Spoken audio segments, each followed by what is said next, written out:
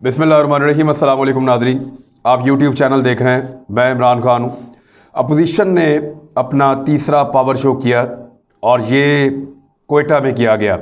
पहला गुजरांवाला में जो मुस्लिम लीग नून की सरपरस्ती में हुआ, दूसरा कराची में जो पाकिस्तान पीपल्स पार्टी ने अरेंज किया, तीसरा कोयटा में बलूचिस्तान में जो मौलाना फजल रहमान साहब और उनके हामियों ने उसको अरेंज किया। अब ये जो कोयटा वाला जलसा हुआ है, इस जलसे में मैंने आपसे पहले ही बताया था कि सख्त ज़ुबान इस्तेमाल की जाएगी। मैंने आपको पहले बताया था कि यहाँ पे इदारों की तज़हीक भी की जाएगी और यहाँ पे नवाज शरीफ साहब अपनी उसी रविश को बरकरार रखेंगे जो उन्होंने गुजरांवाला वाले जलसे में या उसके अलावा अपने बयानात में जो चीज़ें वो कहते रहे हैं वो उसी ट्रैक पे रहेंगे, वो उसको नहीं छोड़ेंगे।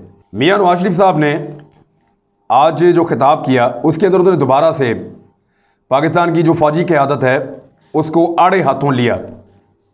उन्होंने साफ साफ कहा कि पाकिस्तान के आर्मी चीफ जनरल बाजवा और जनरल फैज़ उन्होंने गैर आइनी और गैर कानूनी इक़दाम किए हैं, आइन शिकनी की है और उनको इसका जवाब देना पड़ेगा। नवाज शरीफ का जो तकरीर करने का अंदाज़ है, अगर उस पर आप गौर करें तो ये धमकाने वाला अंदाज़ है और वो दोनों आर्मी के अफसरान को डरा रहे हैं कि आपकी रिटायरमेंट के बाद हमारी जमात जो है वो आपके लिए मुश्किलात पैदा करेगी।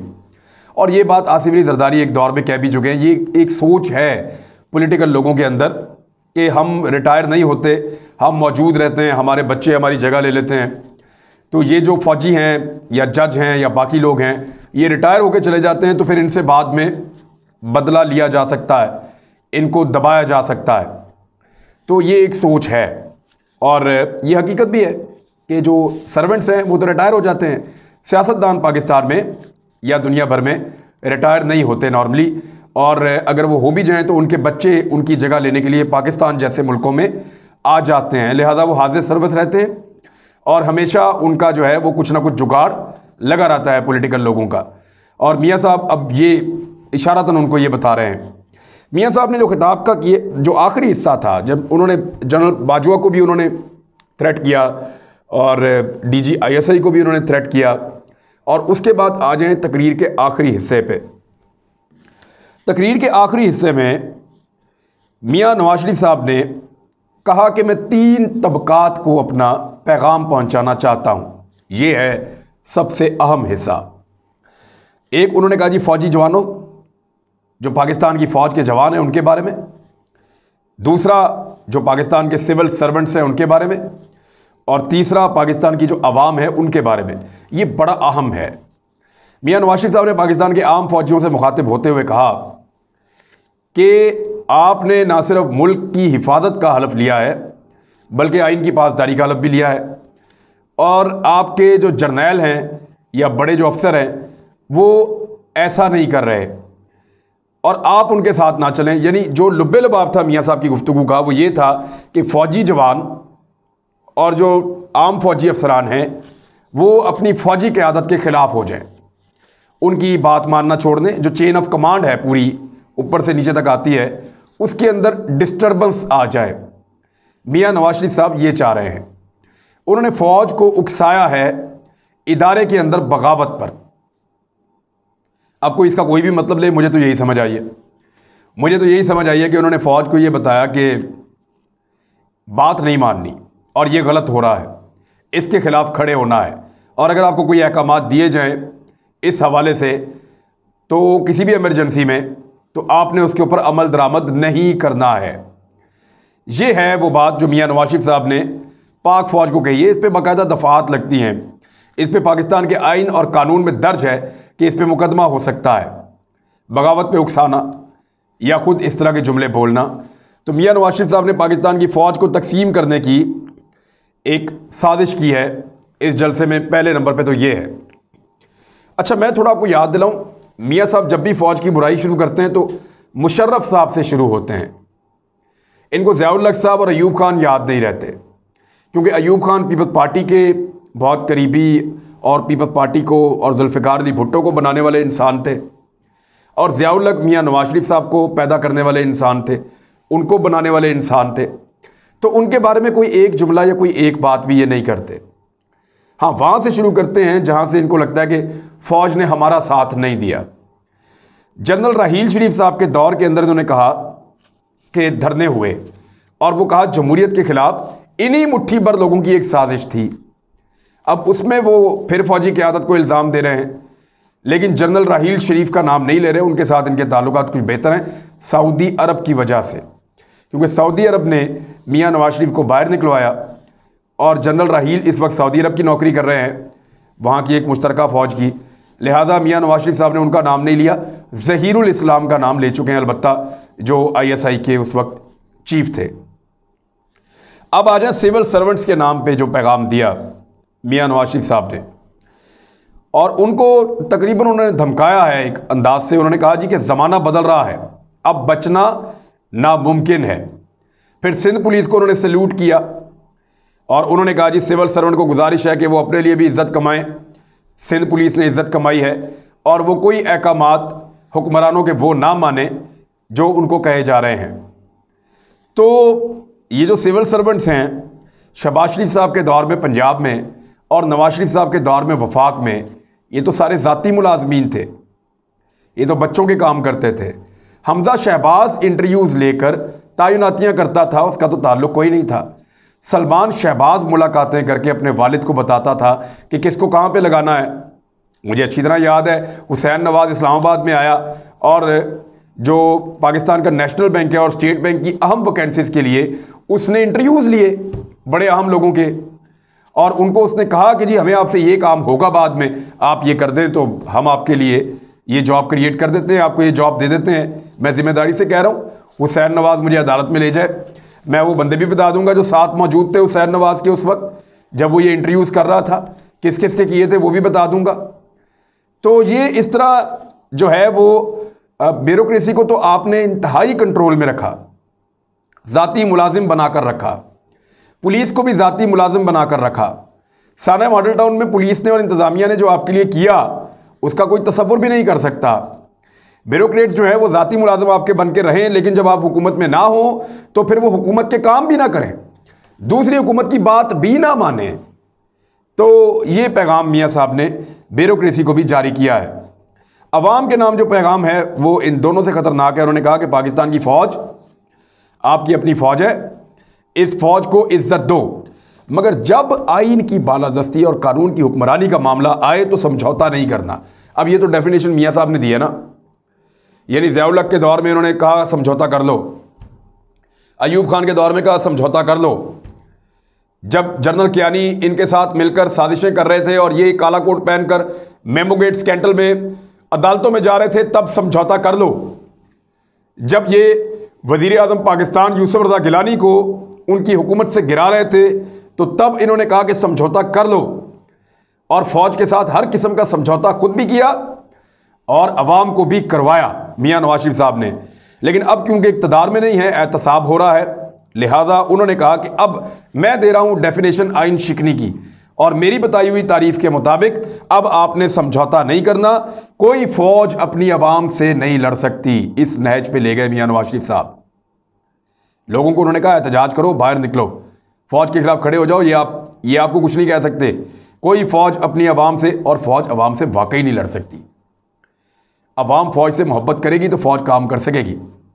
अगर फ़ौज को और अवाम को आप मुतनफ़र कर देंगे तो फ़ौज भी काम नहीं कर सकेगी और उस रियासत के पल्ले भी कुछ नहीं रहेगा। तो मियाँ साहब उसी मिशन पे हैं और उन्होंने फ़ौज को और अवाम को आज के जलसे में आमने सामने खड़ा करने का एक इंदिया ना सिर्फ दिया बल्कि उसके ऊपर लोगों को उकसाया है। और उन्होंने कहा कि मफाद परस्त मुट्ठी भर लोगों को इजाज़त मत दीजिए कि वो आइन शिकनी करें। और वो मुट्ठी भर लोग जो है वो जनरल बाजवा जो पाकिस्तान के आर्मी चीफ़ हैं और जनरल फैज़, उनके बारे में मियाँ साहब कहते हैं, जब ये बात करते हैं तो एक्चुअली वो उनके बारे में बात कर रहे होते हैं।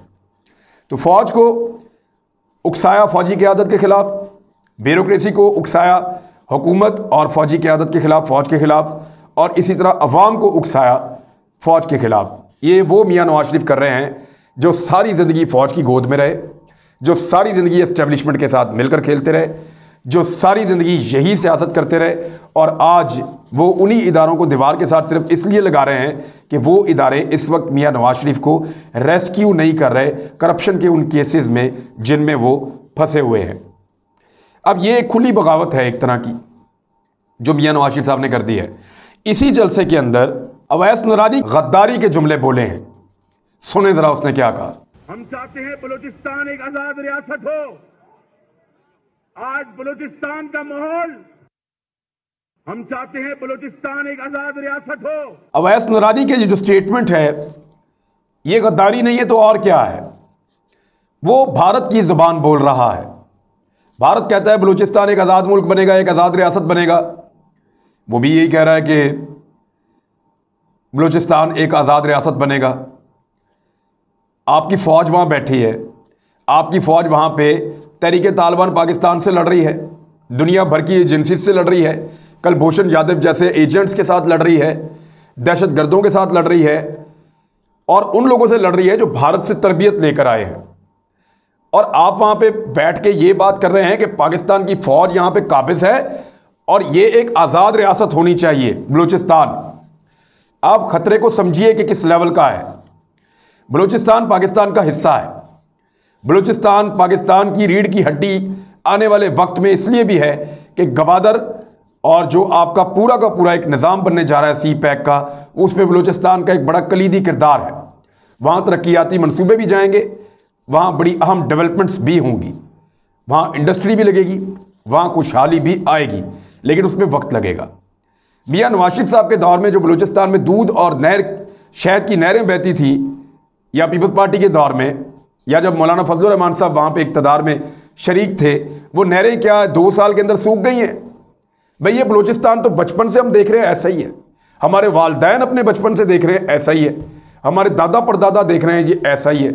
तो इसको 2 साल के अंदर तो तब्दील नहीं कर दिया जा सकता।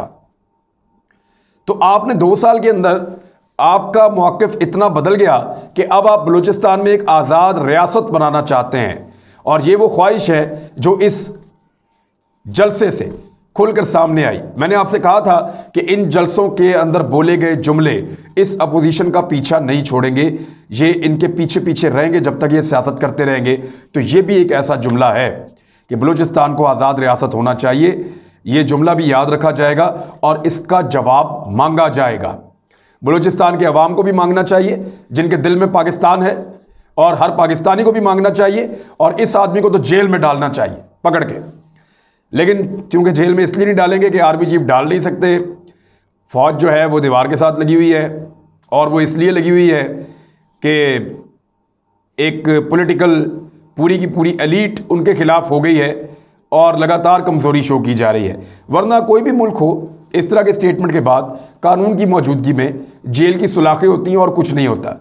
लेकिन इधर ज़रा थोड़ा पाकिस्तान में मादर पिदर आज़ादी है, और वो आज़ादी की वजह जो है फ़ौजी क़यादत की कमज़ोरी है या पाकिस्तान की हुकूमत की कमज़ोरी है, इसको आप ऐसे ले लें। अच्छा, एक और चीज़ जो हुई, मरीम नवाज़ ने आज कहा कि मैं रोई हूँ, और एक लंबी तमहीद सुना दी। मैं ज़रा वो भी आपको झूठ पकड़ लूँ और आपको झूठ पकड़ के भी बता दूँ। मरीम नवाज़ ने कहा मैं कभी नहीं रोई, गिरफ़्तारी देते हुए नहीं रोई, अपनी वालदा को बीमार छोड़ते हुए मेरी आंखों में आंसू नहीं आए, मेरी वालदा फौत हो गई, मेरी आंखों में आंसू नहीं आए, मेरे वालिद 2 मरतबा जेल गए, मेरी आंखों में आंसू नहीं आए, मेरी आंखों में कभी आंसू नहीं आए। लेकिन यहाँ पे एक बच्ची आई जो बता रही थी कि लापता अफराद में उसके भाई हैं, तो मेरी आंखों में आंसू आ गए। एक तो लापता अफराद वाला मामला जो है वो आज का नहीं है, बहुत पुराना है। 5 साल आपके अब्बा पाकिस्तान में हुकूमत कर रहे थे, आपने कभी लापता अफराद का जिक्र नहीं किया। उस बीच में ये लोग आपके वज़ीर-ए-आज़म हाउस के बाहर आकर बैठते रहे, उस बीच में ये लोग वफ़द ले लेकर आप लोगों से मिलने की कोशिश करते रहे।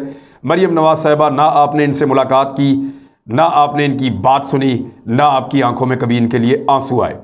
ये झूठ मूठ के आंसू हैं और सिर्फ इक़्तिदार के लिए हैं और किसी लिए नहीं हैं। लिहाजा ये कोई लापता आज नहीं हुए, इनसे पूछना था ये कब हुए लापता। ये मियां नवाज शरीफ साहब के दौर से भी पहले, जरदारी साहब के दौर से भी पहले, ये बड़े सालों से लोग लापता हैं और इनके लिए मीडिया में भी आवाज़ उठाई जा रही है, और हम ये चाहते हैं कि ये लापता लोग बाजियाब हों। लेकिन आज आपने पहली दफ़ा सुना तो आपकी आंखों में आंसू आ गए। तो मैं आपको याद दिलाऊं कि आपकी बेशुमार रोने की और आंसुओं भरी, आपकी हिचकियों भरी आपकी जो वीडियोज़ हैं वो पहले ही वायरल हो चुकी हैं, उन तमाम वाक़यात पे जिनके आपने कहा कि मेरी आंखों में आंसू नहीं आए। तो आपने आज फिर झूठ बोला कि मैं नहीं रोई, मैं सिर्फ आज रोई हूँ। आप बहुत दफ़ा रोई हैं और आपकी ये तस्वीर सिर्फ आपको याद दिलाने के लिए मैं दिखा रहा हूँ। और इनके ऊपर कुछ मुस्लिम लीग नून से उनस रखने वाले जो सहाफ़ी हैं उन्होंने और कुछ मुस्लिम लीग नून के लोगों ने कहा था कि मरीम नवाज़ के इन आंसुओं का जवाब हुकूमत वक्त को और पाकिस्तान के इदारों को देना पड़ेगा, जुडिशरी को और पाकिस्तान के अफवाज पाकिस्तान को इन आंसुओं का जवाब देना पड़ेगा। तो वो आपके आंसू जो है वो मौजूद हैं। तो यहाँ पे आपने एक झूठ बोला, मैंने कहा मैं आपकी तस्हीह कर दूँ और याद दिला दूँ कि आप रोई थी, जैसे आप भूल गई कि मेरी लंदन तो क्या पाकिस्तान में कोई प्रॉपर्टी नहीं है। इसी तरह का आपका ये आज का स्टेटमेंट था। बहरहाल अब हुकूमती रिएक्शन आएगा कल के बाद से, लेट्स सी कि क्या रिएक्शन आता है और हुकूमत इन मामलात को कैसे देखती है। अब ज़रा एक लंबी छुट्टी है पीडीएम के जलसों की, गिलगित बल्तिस्तान के इलेक्शन चलेंगे और उसके बाद फिर पेशावर वाला जलसा होगा। तो जलसों से तो हुकूमत जाने वाली नहीं है और ना वो मोमेंटम बनता हुआ नज़र आ रहा है जिससे एक हुकूमत गिराई जा सकती है। मुस्लिम लीग नून के अंदर धड़ेबंदियां शुरू हो गई, उस पर एक और वीडियो करूंगा, कौन कौन क्या सोच रहा है और पार्टी के अंदर क्या चल रहा है। अगले वीलॉग के अंदर इंशाल्लाह आपको बताऊंगा। अपना ख्याल रखिएगा, हमारे चैनल का भी। अल्लाह हाफिज़।